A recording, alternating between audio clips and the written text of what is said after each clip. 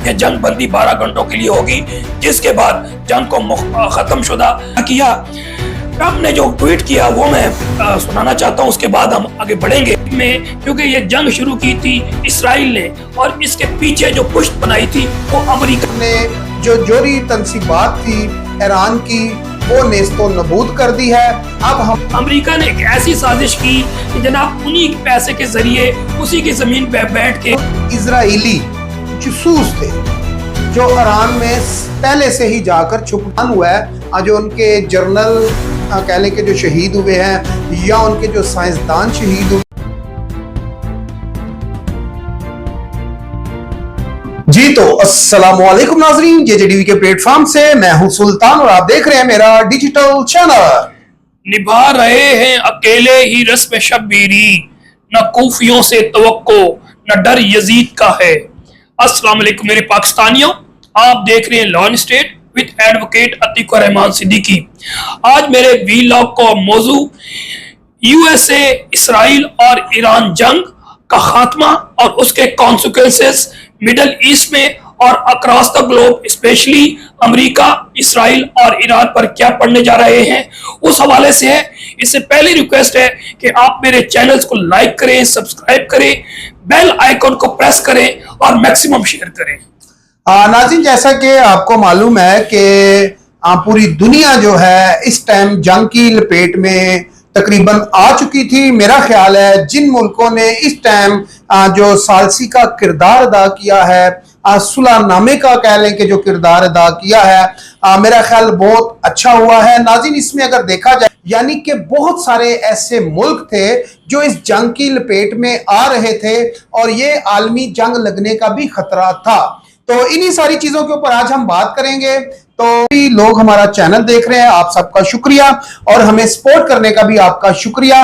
और मेरे साथ आज स्टूडियो में अपने वादा के मुताबिक अतीक रहमान सिद्दीकी, जो सीनियर एडवोकेट कानूनदान भी हैं और कह लें कि खबरों पे गहरी नजर भी रखते हैं और अपना तजजिया भी देते हैं। जी अस्सलाम वालेकुम सर, क्या हाल है? जी वालेकुम सलाम सुल्तान भाई। क्या हुआ, कौन हारा कौन जीता, क्या हुआ इस जंग को? मैं एक शेर से अपनी तजिए का आगाज करूंगा। जी जी।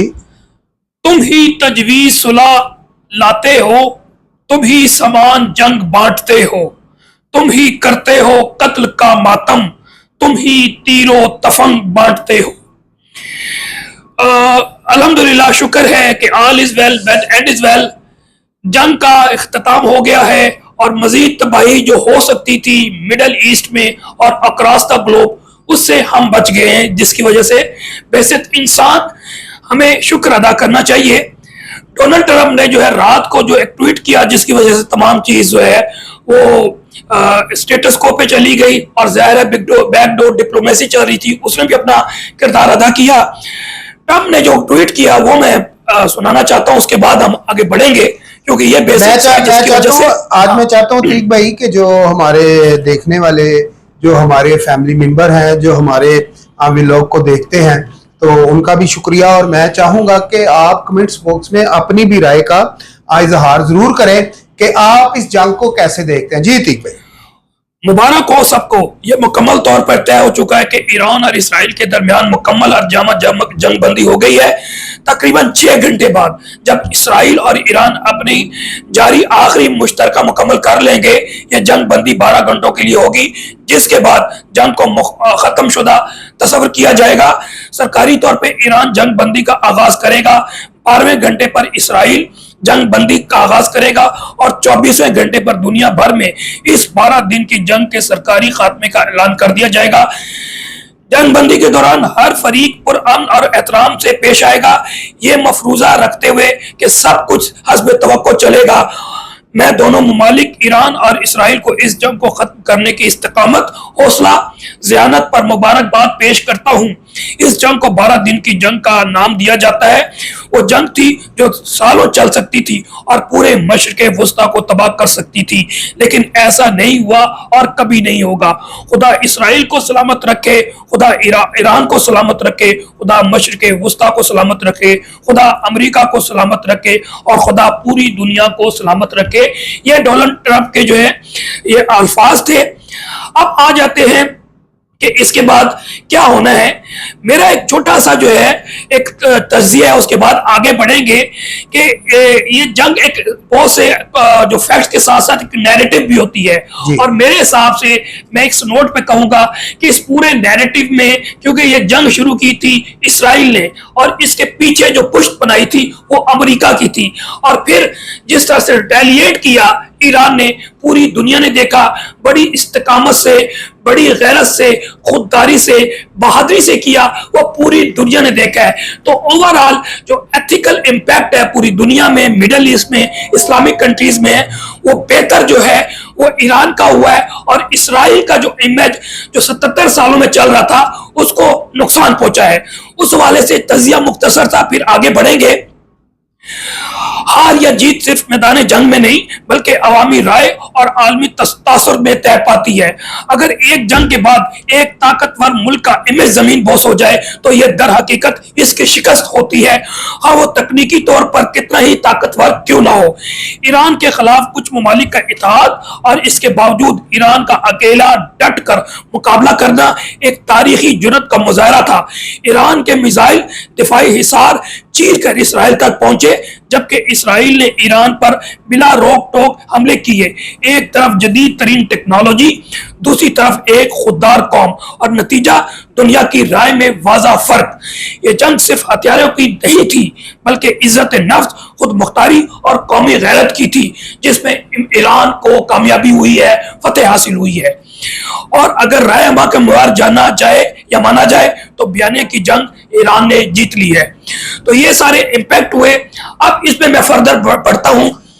मैं छोटा सा अपने नाज़रीन के साथ एक बात शेयर करना चाहूंगा। नाज़रीन, जैसा कि आपको मालूम है कि जो अमेरिका है, अमेरिका ने अपना कह लें कि जो एक त्यारा भेजा, ठीक है जी, ईरान के ऊपर बमबारी की, और अमेरिका ने यह कहा कि हमने जो जोरी तनसीबात थी ईरान की वो नेस्तो नबूद कर दी है, अब हमारा कोई जंग की तरफ जाने का इरादा नहीं है। हमारी जो जंग थी वो जोरी तनसीबात, जहां पर 3 ऐसे मकामात पे कह लें कि जो अमेरिका ने हमला किया। और नाज़रीन, यहाँ पर एक और भी चीज है कि जहां पर अमेरिका ने हमला किया है वहां पर जो ईरान है वो ये कहता है कि हमारा कोई नुकसान नहीं हुआ, हमारा जितना भी कह लें केमिकल था, जितना भी मवाद था, वो हम पहले से वहां से उठा चुके थे। आज जिस तरह कह लें कि जो कतर में एयरबेस थी अमेरिका की, अमेरिका ये कहता है कि मैंने अपने जंगी त्यारे वहां से उठाकर सऊदीया भेज दिए थे। तो नाज़रीन, अब हमें ये देखना होगा कि आखिर किसने फतह पाई, किसने जीत पाई। यहाँ पर जब हम हालातों की बात करते हैं तो जो है हमारा ईरान है, ईरान की तकरीबन 230 से जायद लोग शहीद हुए हैं। अगर बात करते हैं इजराइल की तो इजराइल के 25 से 26 लोग हलाक हुए हैं। जी।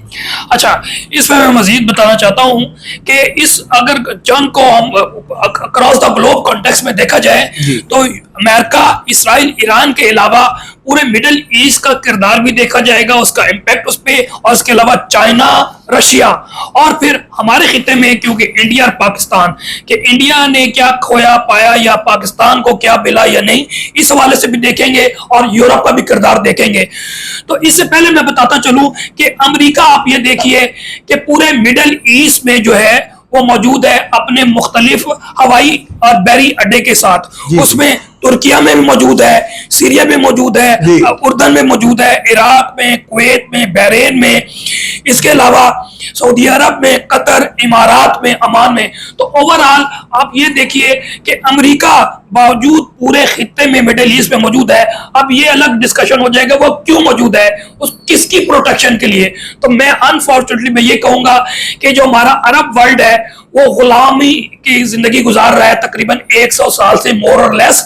और फिर अमेरिका ने एक ऐसी साजिश की कि जनाब उन्हीं पैसे के जरिए उसी की जमीन पे बैठ के कि मैं तुम्हारी हिफाजत करूंगा, और फिर कब्जा भी करके बैठा हुआ है, उन्हीं के रिसोर्सेज इस्तेमाल करता है, अपने लिए फायदा इस्तेमाल करता है, और पूरे खित्ते की बदमाशी और चुदराहट भी उसने कायम की हुई है।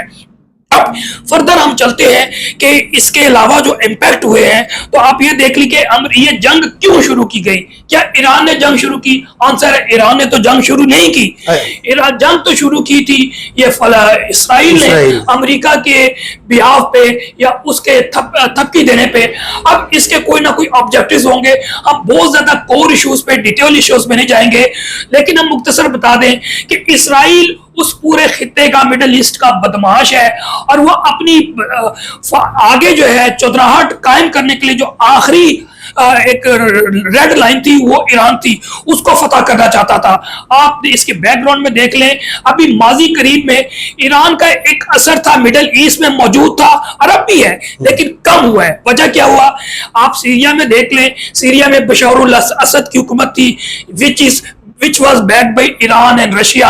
उसको किस तरह से उन्होंने टॉपल करके एक जो है आईसिस का, अलकायदा का बंदा बिठाया गया और उसका रूप चेंज करके पेंट कोट, पहले जनाब वो दाढ़ी भी थी, अब भी दाढ़ी है, लेकिन इमामा भी पहनता था, और फिर वो पूरा जो है वो इमामा के साथ इमामा भी पहनता था, अब वो पेंट कोट पहनता है, उसको बिठाया गया। वहां से ईरान को हटाया गया। फिर जिस तरह से हमास और हिजबुल्लाह वो मुख्तलिफ ममालिक में, स्पेशली यमन में काम कर रहे थे, या फिर जॉर्डन में मौजूद थे, इसके अलावा सीरिया में मौजूद थे, उनका असर और रसूख खत्म किया गया। यानी कि जो उसकी प्रॉक्सी वार थी वो आहिस्ता आहिस्ता खत्म करके ईरान को अकेला कर दिया था। अब इसका मकसद आखिर ये था कि ईरान एक आखिरी राय रह गया। अब हमने इसकी कमर तोड़ दी है इन सारे काम करके। अब ईरान की कमर तोड़नी है, इसकी जोरी जो कैपेबिलिटी है उसको हम खत्म करेंगे। वो ओवर कॉन्फिडेंट हुआ, उसको पता था it is backed by America. और फिर जिस तरह इसराइल ने अटैक किया, फिर रिटेलिएट किया, और अमेरिका भी इंटरवीन किया, और अपने B-2 तैयारे के जरिए जो है GBU-57 जो बम्बर ब्लास्ट बॉम्ब जो है बस्टर, वो भी उसने तकरीबन 30,000 पाउंड का एक था, और कहते हैं कि तकरीबन 16 जो बॉम्ब गिराए गए हैं। लेकिन उसके बावजूद अमेरिका ने तो कहा कि खत्म कर दी है उसकी न्यूक्लियर कैपेबिलिटी, लेकिन जितने भी इंटरनेशनल इदारे हैं जिसमें इंटरनेशनल एनर्जी एटॉमिक एजेंसी मौजूद है, वो भी नहीं, उन्होंने कहा कि तब कोई रेडिएशन नहीं हुई। ईरान ने भी इसका इनकार किया। फिर इसके अलावा जितने भी इंटरनेशनल मीडिया और लोकल रीजनल मीडिया थे, उन्होंने कहा कि ईरान का नुकसान नहीं हुआ। यकीनी तौर पर नातांज में या इस्फहान में और फर्दों में उनके जो न्यूक्लियर एनरिचमेंट की प्लांट्स थे उसको बाहर से कुछ नुकसान जरूर हुआ, लेकिन यूरेनियम जो उनके पास कैपेबिलिटी थी तकरीबन 400 से 600 किलो का, वो उन्होंने पहले ही शिफ्ट कर लिया था। अब हम एक और एनालिसिस करते हैं कि उनके ऑब्जेक्टिव्स क्या थे। अब उनके ऑब्जेक्टिव्स ये थे कि ईरान को जौहरी प्रोग्राम से दस्तबरदारी करवानी है। क्या वो कामयाब हुए? आंसर है नो। फिर इसके अलावा आप देखें कि इस हुकूमत को खत्म करके अपनी पपेट हुकूमत लेकर आना चाहते थे। रजा शाह पहलवी का या तो पोता या पोती लेकर आना चाहते थे। क्या उसमें कामयाब हुए? आंसर है नो। इसके अलावा ईरान की आला क़यादत का खात्मा भी इनका प्लान था। यकीनी तौर पर चंद जर्नैल को उन्होंने निशाना बनाया, और वो भी क्योंकि स्टार्ट पे थे, ईरान वाज नॉट प्रिपेयर्ड, और उन्हीं के गद्दार उन्होंने पहले से ही बताया हुआ था कि ये जर्नैल रह रहे हैं या साइंटिस्ट रह रहे हैं। तो उन्होंने उस जीपीएस सिस्टम के जरिए, अपने मॉडर्न टेक्नोलॉजी के जरिए, अपने मॉडर्न गैजेट्स के जरिए उनको टारगेट किया पहली दफा, पहली रात को, और उनको शहीद किया, जिसमें साइंटिस्ट भी थे, 14 साइंटिस्ट थे और 2-4 जर्नैल और ऑफिसर्स, उनको शहीद किया गया। लेकिन ओवरऑल टॉपल करने में, जर्नैलों को या सिपहसालारों को खत्म करने में नाकामी हुई। फिर इसके अलावा वो ये ज़हन में था कि ईरान सरेंडर करेगा। ईरान ने हरगिज़ सरेंडर नहीं किया। फिर इसके अलावा क्या ईरान ने सीज फायर किया है? आंसर, ईरान ने सीज फायर नहीं किया, ये अमेरिका ने अनाउंस किया। ये बहुत बड़ी कामयाबी है इस ईरान की कि एक तो आपने इसराइल को शिकस्त दी, इसके साथ साथ अमेरिका का नैरेटिव भी जो है आपने मलियामेट कर दिया। फिर सबसे बड़ी बात कि जो तबाही और जिल्लत और रुसवाई ईरान के हाथों में इसराइल को उठाना पड़ी, क्या गुज़श्ता 77 सालों में जिस तरह चौधराहट के साथ जहां दिल करता था अटैक करता था, फलस्तीन को आहिस्ता आहिस्ता उसने पूरा कब्जा कर लिया। अब गजा आखिरी जगह रह गई है, उसको भी मलियामेट कर दिया है। अवाम बेचारी दरबदर वहां के मुसलमान हो रहे हैं, फलस्तीनी। इसके अलावा चाहे वो गोलान हाट हो, हाइट्स हो, या फिर इसराइल के हो, सीरिया हो, या जॉर्डन हो, लेबनान हो, सबको फतह कर लिया है। तो लेकिन 77 सालों में पहली दफा हुआ है। इवन इराक को भी जब एटॉमिक को इन्वेस्टमेंट कर रहा था बैक इन 80s, और फिर वहां जाके अपने जहाजों के जरिए उसको बलियामेट किया, तो उसने इसको इजी समझा, लेकिन इसकी उल्टा पड़ी। अब जो है नेतन्याहू पे जो फैक्ट्स आएंगे वो डिटेल में नहीं जाना चाहते, लेकिन नेतन्याहू का जो ऑब्जेक्टिव थे कि जनाब वो अगला इलेक्शन भी जीतेगा, इसराइल में उसकी जो है रेपुटेशन, पॉपुलैरिटी बढ़ेगी, उसको शदीद नुकसान पहुंचा, और अमेरिका को इटसेल्फ नुकसान पहुंचा। कि ट्रंप एडमिनिस्ट्रेशन को कितना नुकसान पहुंचा आप इस पे भी देखें कि ट्रंप ने जब इलेक्शन जीता वो अपने आप को जमहूरी शो कर रहा था, अपने आप को एक कह रहा था कि मैं अमन चाहता हूं, जंग नहीं चाहता, और फिर उसने तमाम नैरेटिव को खत्म किया और उसने कहा था कि मेक अमेरिका ग्रेट अगेन। वो इसलिए कि हम तजारत करेंगे, ट्रेड करेंगे और अमेरिका को बदलेंगे। लेकिन इसके तकरीबन अभी जनवरी से और ये जून है, तकरीबन 6 माह हुए जो उसने ब्लडर्स किए हैं, चाहे विद इन अमेरिका, जहां जहां उसने अमेरिकन लॉ को चैलेंज किया वहां पर कोर्ट सामने आई और हर जगह शिकस्त हुई, चाहे फलस्तीनी स्टूडेंट्स हो या टर्की के हो या मिडिल ईस्ट के हो, उनको दोबारा से कोर्ट से बहाल किया, फिर लॉज को चेंज करने की कोशिश की, वो चेंज किया। फिर इसके अलावा जो अभी ये इन्होंने स्टेप लिया है वॉर का, उसकी वजह से अमेरिका के अंदर पूरे अमेरिका के बड़े बड़े शहरों से लेके छोटे शहरों में बड़े बड़े एहतजाज हुए, चाहे वो वाशिंगटन हो, फ्लोरिडा हो, लॉस एंजलिस हो, सैन डिएगो, हर जगह हुआ और अमेरिकन निकले और उन्होंने ट्रंप को कहा ट्रंप मस्ट गो। यानी कि अवाम को भी अवेयरनेस है कि ये हमारी जंग नहीं है और ये इसराइल की जंग है। तो मुख्तसर ये कि अमेरिका और इसराइल का जो नैरेटिव था वो जमीन बोस हुआ है और ईरान का नैरेटिव वो पॉपुलर हुआ है। ईरान कभी जारे हुआ ही नहीं है और इस दफा भी उसने डिफेंड किया है, और इन तमाम वजूहात की वजह से मैं समझता हूं कि it is the victory of the Iran and it is the defeat of Israel, और अमेरिका को भी धचका पहुंचा है। अब आ जाते हैं रशिया और चाइना। नो डाउट कि रशिया यूक्रेन में बिजी है, चाइना की पॉलिसी है कि बगैर जंग जीते, जंग में इन्वॉल्व हुए जंग जीतना, वो अपनी पॉलिसी पे कारफरमा है और डायरेक्ट नहीं हुआ, लेकिन मैं समझता हूं लॉजिस्टिकली और आप डिप्लोमेटिकली उसने सपोर्ट किया। यूनाइटेड नेशन में सिक्योरिटी काउंसिल में लेकर गया, करारदाद भी लेके गए जिसमें पाकिस्तान भी साथ गया। तो मुख्तसर ये है कि चाइना अपनी जगह पे खड़ा है और इसका नैरेटिव भी इस वक्त कामयाब हुआ है। अब आ जाते हैं यूरोप ने भी कंडेम किया, लेकिन यूरोप क्योंकि अमेरिका के साथ हमेशा रहा है, उसने इनडायरेक्टली या डायरेक्टली आप कह सकते हैं इसराइल को सपोर्ट किया, और उनका पॉइंट ऑफ व्यू नजर आता है कि जहां पर वो खड़ा था आज भी खड़ा है, वो ह्यूमन राइट्स वायलेशन उसको नजर नहीं आती जो इसराइल करता है, और जिस तरह जारे एग्रेसर यहां पर हुआ यूरोप में ऐसा रिस्पॉन्स नजर नहीं आया, और वो अमेरिका के साथ 100 साल से जिस तरह कोऑपरेशन कर रहे हैं आज भी उसकी कोऑपरेशन चल रही है। अब आ जाते हैं बगैर उन्होंने कहा एग्रेसर्स को आपकी कंडेम करते हैं, और ईरान पे अटैक पे जो बड़ी डिटेल में नहीं जाना चाहता, मुख्तसर ये कि वो अच्छी पॉलिसी थी। फिर यूनाइटेड नेशन में जो करारदाद लेकर गए रशिया और चाइना के साथ, वो ये ट्रिल्ड करता है कि पाकिस्तान चाइना को भी इग्नोर नहीं कर सकता, और जो रीजनल जो डिप्लोमेसी है उसको भी इग्नोर नहीं कर सकता, जिसके पीछे रशिया भी है। तो पाकिस्तान गो के मैं समझता हूँ इंतहाई रिजर्व होके चला है और ओवरऑल ईरान को ओपनली सपोर्ट किया, लेकिन इससे अच्छे रिलेशंस आगे ईरान और पाकिस्तान के होंगे। उसकी वजह यह है इंडिया, आप देख लें कंपैरेटिवली इंडिया पाकिस्तान के रिलेशन जो ईरान से हम कंपेयर करें तो ईरान का इंडिया से ज्यादा रुझान था, क्योंकि ट्रेड भी चल रहे थे, बल्कि चाह बाहर उन्होंने इंडिया को भी दिया हुआ था। लेकिन इस जंग में जिस तरह इंडिया एक्सपोज हुआ, उसने ओपनली कंडेम ही नहीं किया, खामोश रहा, या इम्प्लाइडली टैसिटली उसने इसराइल को सपोर्ट किया। तो ईरान को अंदाजा हो गया कि इस बुरे वक्त में अगर दामे दरमे सख ने कहीं भी एक अच्छा एटीट्यूड या आपने रवैया दिखाया तो पाकिस्तान ने दिखाया, इंडिया ने नहीं दिखाया। एक दूसरा ये कि जब गद्दारों का पता लगा तो उन्होंने एक ऑपरेशन स्टार्ट में किया, जहां पर यहूदियों को जो वहां पर आबाद थे उनको भी पकड़ा और ईरानी जो इन्वॉल्व थे उनको भी पकड़ा, और चाबहार में हंड्रेड्स ऑफ इंडियंस मौजूद थे जो कि ईरान में बैठ के ईरान के खिलाफ साजिशें कर रहे थे, मोसाद के साथ मिलके, इसराइल के मिलके उनको पकड़ा। और फिर गैर मुसद्दका इतला के मुताबिक इंफॉर्मेशन शेयर हुए पाकिस्तानी एजेंसियों के साथ, और इससे पाकिस्तान को फायदा हुआ कि जो बलूचिस्तान में इंसर्जेंट्स मौजूद है, ग्रुप्स है, उनके अगेंस्ट इंफॉर्मेशन मिली, और इस गैर मुसद्दका इतला के मुताबिक वहां ऑपरेशन हुए और बेशुमार वो इंसर्जेंट्स को जो है ना टारगेट भी किया गया, उनको पकड़ा भी, अरेस्ट भी किया गया।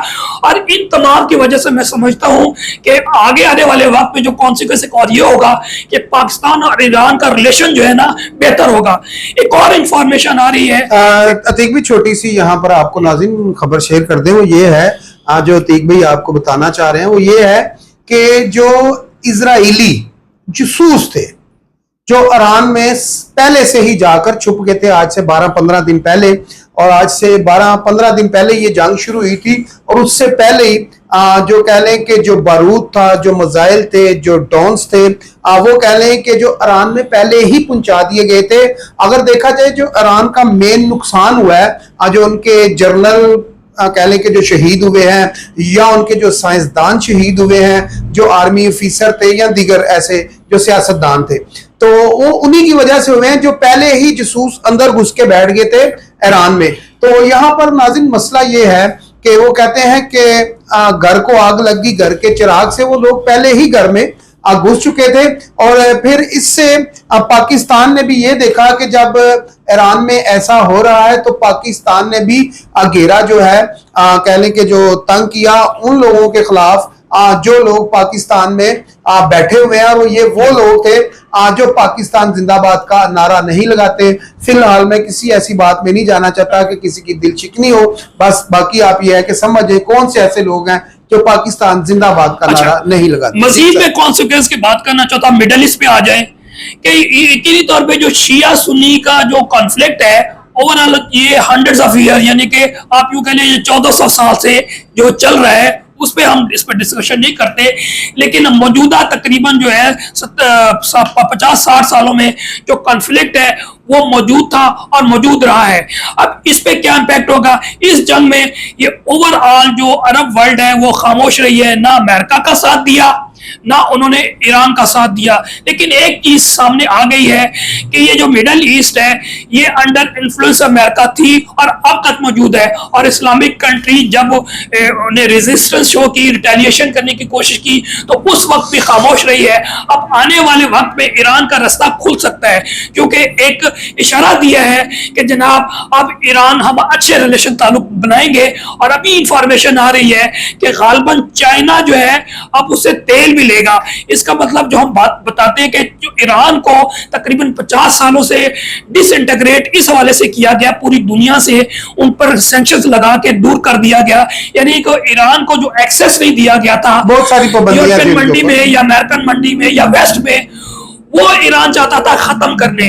और क्योंकि न्यूक्लियर कैपेबिलिटी जिसे वो कह रहे हैं कि खत्म हो गया है, इसका मतलब ये है कि वो ये शो करना चाहते हैं कि ये वहां पे हमें ईरान से इस चीज पे डर नहीं है, तो फिर इसका मतलब है आने वाले वक्त में वो जो सैंक्शंस थे खत्म अगर नहीं भी हुए तो उस पर काफी कमी आएगी, और ईरान के रिलेशन जो अमेरिका के साथ वेस्टर्न वर्ल्ड में, और मैं समझता हूँ रशिया और चाइना में मजीद बढ़ेंगे। पेट्रोल की अगर बात की जाए, पेट्रोल पे आता हूँ पहले, एक सेकंड। तो पेट्रोल जो है नाज़रीन, जैसा कि आपको मालूम है पिछले दिनों में एक बहुत बड़ी खबर पाकिस्तान में शाया हुई थी कि पाकिस्तान के बहुत बड़े बड़े सियासतदान ईरानी पेट्रोल स्मगलिंग में मुलव्वस हैं। जी ठीक भाई। अच्छा, मैं इसी इम्पैक्ट के हवाले से बता रहा हूं।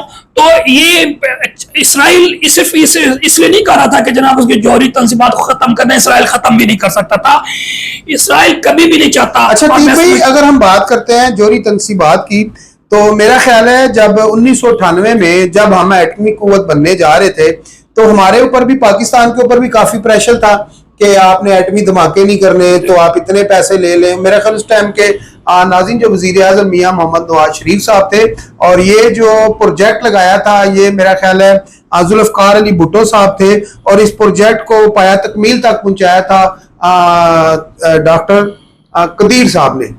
ये वैसे आउट ऑफ कंटेस्ट हो जाएगा अगर पाकिस्तानी जो एटॉमिक एनर्जी कमीशन का काम जो है ना वो अर्ली 60s में आया था, उस वक्त से पाकिस्तान इस पे सोच रहा था, लेकिन एक्टिवली जुल्फकार अली भुट्टो के दौर में शुरू हुआ। अब मैं इस पे कॉन्सिक्वेंस के हवाले से बता रहा था कि इसराइल और इवन मिडल ईस्ट भी जो नहीं चाहती कि ईरान जो है इकोनॉमिकली जो है ना एक मजबूत मुल्क बने, क्योंकि 50 साल के सैंक्शंस के बावजूद ईरान ने सरवाइव किया है और इकोनॉमी उनकी इतनी है कि वो अपने इंटरनल रिसोर्सेज से जो है वो पूरा कर रहे हैं। और ईरान के पास पेट्रोकेमिकल जो है, पेट्रो की जो बिजनेस है, अगर उसको आजादी से एक्सेस दिया जाएगा तो ईरान में समझता हूँ विद इन ईयर्स जो है वो अपने ना सिर्फ पांव पे खड़े होगा और स्ट्रांग मुल्क बनेगा। और ईरान के पास टेक्नोलॉजी मौजूद है कि अपनी मिसाइल टेक्नोलॉजी है या फिर साइबर टेक्नोलॉजी है, और मैं समझता हूँ अगर पैसा आएगा तो अपनी जो उसकी डेफिशिएंसी है एरियल डिप्लो सुप्रीमेसी पे, उस पे काम कर पे उसको भी ओवरकम कर सकता है। तो आने वाले वक्त में मुझे लग रहा है कि ईरान को इंटीग्रेशन दी जाएगी टू वेस्ट, और चाइना भी फिर ईस्ट में जो बड़े ममालिक है आपको मालूम है, चाइना है या रशिया है, फिर सेंट्रल एशियन कंट्री है, अफगानिस्तान में पहले ही पेनिट्रेशन है, पाकिस्तान के साथ उसके साथ रिलेशन है, और overall belt and road initiative से ना सिर्फ पूरे एशिया, अफ्रीका, बल्कि लैटिन अमेरिका तक पहुंच चुका है और यूरोप तक जाने की कोशिश में है। तो ओवरऑल आने वाले वक्त पे चाइना को बहुत बड़ा फायदा होने वाला है और ईरान को भी इसमें उम्मीद है कि फायदा होगा। आखिर में मैं एक छोटा सा समअप करूंगा इस चीज को कि किसी दोस्त ने एक शेयर किया और वो बड़ी अच्छी चीज है कि बज़ाहिरन जो है ईरान की जो प्रॉक्सी जो है खत्म कर दी गई है और जो जोहरी प्रोग्राम है तकरीबन 10 से 15 साल ईरान पीछे चला गया, लेकिन मैं इससे ज्यादा कन्विंस नहीं हूं। नहीं, ये काफी बेहतर खबर है। उसकी वजह ये है इसके साथ ये अफवाहें उसी दिन उड़नी शुरू हो गई थी जिस दिन कह लें कि जो B-2 बम्बर से जब अटैक किया गया है। ये देखें अभी कोई ये मेरा ख्याल जेन्युइन स्टोरी है। वैसे तो ठीक भी मैं आपको बता दूं कि अगर हम बात करें ना इस टाइम इजराइल की या ईरान की, तो कोई भी कह लें कि जो मुल्क है ना अपनी जो सही नाजरीन लीगल स्टोरी है वो शाया नहीं होने दे रहा। उसकी वजह यह है कि ना तो ईरान अपनी कोई जो खबर है लीक होने दे रहे हैं सही तरीके से, जो स्टोरी अवाम के सामने आनी चाहिए, और ना ही नेतन्याहू साहब जो हैं वो अपनी कोई ऐसी खबर है लीक होने दे रहे हैं। नुकसान हुआ है दोनों का, अच्छा खासा हुआ है। और वहां पर वो वाले तीक भाई कह लें जो बम मारे गए हैं जो हिस्ट्री में कभी हुआ ही नहीं। नाज़रीन, $2 अरब के 16 बम मारे गए हैं। $2 अरब का एक बम था और बिल्कुल वो तो कॉस्ट पे, हाँ जी, कॉस्ट पे अगर जाएं तो नुकसान हुआ है। B-2 का जो जहाज है ना B-2, उसके $4.5 अरब की उसकी मालियत है, तो उसकी कॉस्ट पे हम नहीं जाना चाह रहे। लेकिन मैं अब ये भाई जो एक मिसाइल है ना, एक मिसाइल जो कह लें कि 60 फुट गहराई तक जाता है फिर जाके वो ब्लास्ट होता है। उस एक मिसाइल की जो कीमत है वो $2 अरब तक है। तो ये चीज कहा जा रहा है कि जनाब उसका सेटबैक है। लेकिन आप जिस तरह बात कर रहे हैं ना, तो इन्वेस्टिगेटिव जो जर्नलिज्म है आपको सूनर और लेटर चंद दिनों में मालूम हो जाएगा, क्योंकि इन्वेस्टिगेशन चल रही है। तो जो इंडिपेंडेंट जराए हैं, जर्नलिज्म है, बड़े बड़े अखबारात मौजूद है वेस्ट में, इवन अमेरिका में जो बड़े बड़े वाशिंगटन पोस्ट, न्यूयॉर्क टेलीग्राफ, ये चीजें सामने आ जाएंगी, गार्डियंस में भी आएंगी, what ever, very soon you will see. अभी जैसे स्टार्ट में ना हुआ था, जैसे इसके अलावा एक और चीज जो एक्सपोज हुई है वो ये है कि इसराइल को बड़ा घमंड था किस बात पे कि उसके पास आयरन डोम मौजूद है। वो जो उनका था ना एयर डिफेंस सिस्टम या जनाब ग्राउंड डिफेंस सिस्टम, या फिर first year, second year, third year Iron Dome, और एक और भी उनका एक सिस्टम मौजूद था। तो उसको तमाम को नाकाम करते हुए जिस तरह ईरान के बैलिस्टिक मिसाइल वहां तक एक्सेस किया है, जिसकी वजह से उसकी वल्नरेबिलिटी एक एक्सपोज हुई है। इसके अलावा अरब ममालिक को एक मैसेज दिया गया है कि ईरान के पास खतरनाक मिसाइल है और अमेरिका ही आपको बचा सकता है, लिहाजा जदीद असला खरीदे। तो इसका मतलब यह है कि मैं अमेरिका को मिडल ईस्ट में मजीद पेनिट्रेशन का मौका मिल सकता है और अपना असला, जिस तरह आपको पता है अरबों डॉलर का पहले ही एग्रीमेंट करके गया है, तो अमेरिका को इस हवाले से कहीं ना कहीं फायदा होता हुआ नजर आ रहा है। लेकिन ओवरऑल आने वाले वक्त में मैं समझता हूँ इस वक्त पाकिस्तान की इंपॉर्टेंस बड़ी है। चाइना की बड़ी है और ईरान को सक्सेस क्योंकि मिली है, तो जिस तरह पाकिस्तान का इमेज इंडिया की नाकामी की वजह से 4 रोजा जो झड़प हुई है या जंग हुई है, व्हाट एवर उसको नाम दे दे, उससे पाकिस्तान को फायदा पहुंचा है। इस तरह ईरान के रेजिलियंस की वजह से ईरान ना सिर्फ इस्लामिक वर्ल्ड में जो पहले ही मोतबर था वो मजीद मोतबर ठहरा है, मजीद जो है उसकी जो इंटेग्रिटी थी, सॉलिडेरिटी थी, उसकी जो सालमियत थी मुस्लिम वर्ल्ड के लिए वो मजीद बड़ी है। और आयतुल्लाह सैयद खामनाई के अली खामनाई की भी जो उनकी जो एक स्पिरिचुअल लीडर के तौर पे थे, उनको भी इज्जत अल्लाह ताला ने मजीद दी है। तो इस्लामिक वर्ल्ड में भी बड़ी सेटिस्फैक्शन नजर आती है, क्योंकि चाहे सुन्नी वर्ल्ड हो इस मामले में ईरान के साथ थे और इसको यही तशबीह देते थे, बिल्कुल हुसैनियत का किरदार अदा कर रहे हैं। और मुस्लिम वर्ल्ड जो है वो तमाम कूफियों का किरदार अदा कर रहे हैं और कुछ तो यजीदियों का भी किरदार अदा कर रहे थे, वो मजीद एक्सपोज हुए। टर्की का किरदार भी मैं समझता हूँ ये अच्छा नहीं है। टर्की इंतहाई मुनाफिकाना पॉलिसी चलते हुए आया है और आज भी नजर आ गया कि वो वेस्ट के साथ नेटो में मौजूद है, खुल के नहीं जी, नेटो में पहले मौजूद है और इसराइल को भी उसने एक्सेप्ट किया हुआ है और इनडायरेक्टली मैं समझता हूँ कि वो इसराइल के साथ खड़ा था। इसलिए मैं समझता हूँ ये वक्त है कि अपनी इस्लामिक वर्ल्ड को अपने आप को यूनिफाई करने का, अपने आप को इकट्ठे होने का।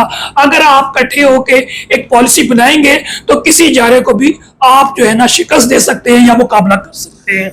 जी तो नाज़रीन, जैसा कि आपको मालूम है कि इस टाइम जो सुपर पावर है पूरी दुनिया में वो अमेरिका है और अमेरिका का हर किसी को अपने ऊपर हाथ चाहिए। जिस मुल्क के ऊपर अमेरिका हाथ रखता है उसकी इकॉनमी भी अच्छी जो हो जाती है, उसकी स्टॉक एक्सचेंज भी अच्छी हो जाती है, उस मुल्क के हालात भी अच्छे हो जाते हैं। हर किसी को अमेरिका के साथ हाथ मिलाने की जरूरत है, हर कोई अमेरिका के साथ हाथ मिलाना चाहता है, हर कोई अमेरिका के साथ चलना चाहता है, लेकिन इस तरह नहीं लड़ झगड़ के। हर कोई चाहता है कि मेरे जो ताल्लुक हैं वो अच्छे हों। नाज़रीन, यहाँ पर एक चीज आपसे शेयर कर दूं, ईरान ने आज एक बयान जारी किया था। उसने ये कहा कि जब सब लोग मेरे इर्द गिर्द घेरा तंग कर देंगे, चाहे वो मुस्लिम कंट्री हो या कोई भी हो, तो मुझे उसके बारे में सोचना होगा। आने वाले दिनों में इस कह लें कि जो सालसी हुई है, जंग बंदी हुई है, इसके क्या असरात सामने आएंगे और ये आस्ता आस्ता ही सामने आएंगे, अभी एक दम से सामने नहीं आ सकते।